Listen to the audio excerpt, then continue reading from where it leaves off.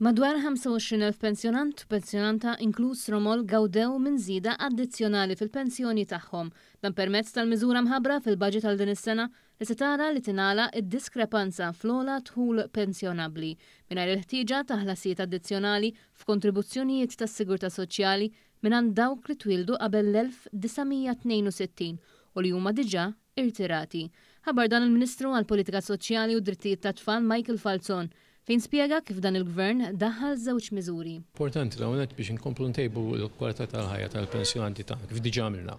Għajna ftakru 7 żidiet f'7 snin. Imbarra kien hemm ħatni oħra. Hawnhekk qed nagħmlu żewġ miżuri, waħda li ħan jibda jintuża l-istess mekkaniżmu biex jiġu revised il-pensjonijiet u l-oħra bdejna naġġustaw biex eventwalment il-pensjoni massima tiġi l-istess għal kulħadd, ovvjament skont il-massimu tal-individwu.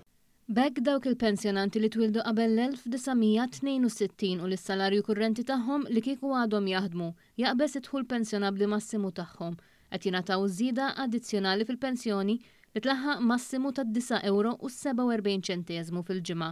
Din iż-żieda bdiet tapplika mill-ewwel ta' Jannar. Falzon spjega kif il-figura ta' 25,000 hija aktar mid-doppju ta' dak li kien maħsub għax sar eżerċizzju massiġġ ta' reviżjonijiet biex ħadd minn dawk intitolati ma jitħalla barra.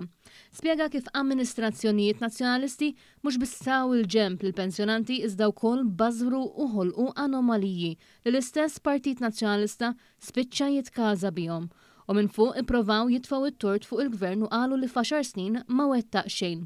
Il-Ministru spjega kif bejn l-2013 u l-2023 kien hemm tkabbir bla preċedent fl-investiment soċjali b'nefqa ta' €9 biljun fuq il-benefiċċji din hi qabża ta' 61% fejn telet għal €1.3 biljun.